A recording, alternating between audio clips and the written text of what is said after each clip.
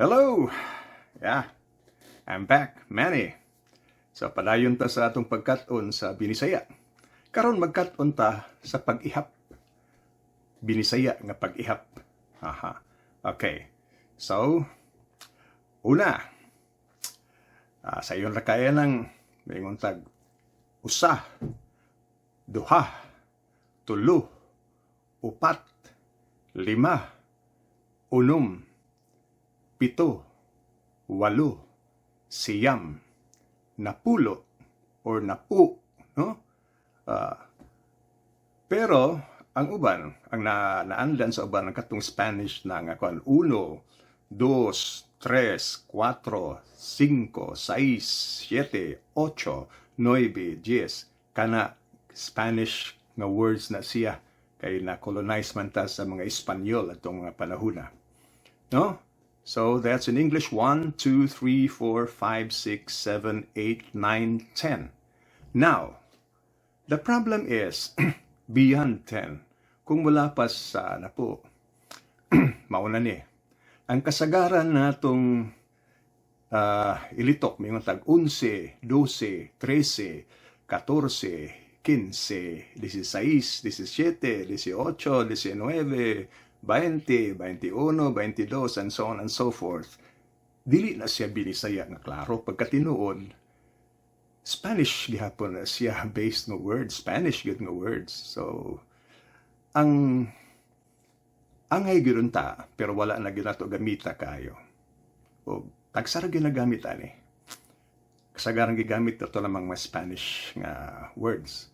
So, mao ni. Ikabot sa 11, 11, we say, napulog usa. So that means napulo ug usa. Napug usa. No? So and so on and so forth. Napug usa, napulog duha, napulog tulo, napulog upat, napulog lima, napulog unom, napulog pito, napulog walo, napulog siyam. Karon ang problema ang 20. Di man ka kayong napulog napulo. Di ba? So ang 20 mingon tag kauhaan, no? Kauhaan. So actually murag lang siguro nagamay sa kaduhaan. So kauhaan.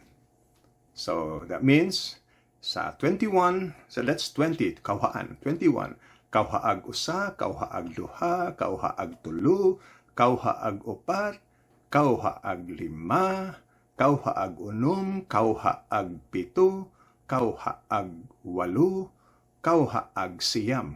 Unsa man ang kauhaag? That means gi-shorten lang na siya kauhaan ug, naanang ug. So kauhaag siyam. Pag-abot sa 30, 30, moingon na pud tag. Kay 30, that means tulo na siya katag napulo. So may tag katluan or katuluan. So katluan ug usa. Kanya atok sagaran gi-contract na gi-shorten.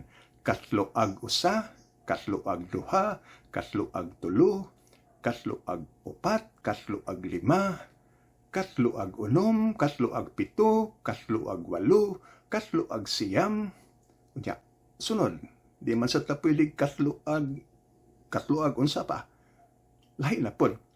Ang 40 na, 40, kapatan na pod. Kaupatan. So, gi-shorten kapatan. So, kapatan ug usa, that's 41. Kapatag usa, kapatag duha, kapatag tulo, kapatag upat, kapatag lima, kapatag unom, kapatag pito, kapatag walo, kapatag siyam. Then next is 50. So, 50, kaliman. That's 50. So, may kalimag usa, 51, and so on and so forth. Parehas kaganiha. Nya, igabot sa 60, kuha na po na siya. Unom naman, 6 is unom. So, may kan-uman, kaunuman, kan-uman ug usa, kan-uman ug duha, or kung i-shorten, kan-umag usa, kan-umag duha, and so on and so forth. Pag-abot sa 70, 70, pito, 7, 70, kapituan. kapituag usa or kapituan ug usa. So kapituag usa, kapituag duha, kapituag tulo, and so on and so forth. So that's the 70 group. Now, ari na pud ta sa 80, 80 kung sa katsila pa. 8, kawaluan. Kawaluag usa, kawaluag duha, kawaluag tulo, and so on and so forth. The 90, siyam. Siyam. So, may kasiyaman. Kasiyamag usa, kasiyamag duha, and so on and so forth. So, atong i-recap, napulo, 10. 20, kauhaan. 30, katluan. 40, kapatan. 50 or 50, kaliman or kalimaan. 60, kanuman or kaunuman. 70, kapituan. 80, kawaluhan. 90, kasiyaman. Okay? And then, the 100, usa kagatos. Ha? Yeah, dito na, usa kagatos o usa, o padayon, so on and so forth. So, mao na. Pero, to be honest, gamay ra gyud nagamit ang kanang klasiha sa pag-istorya.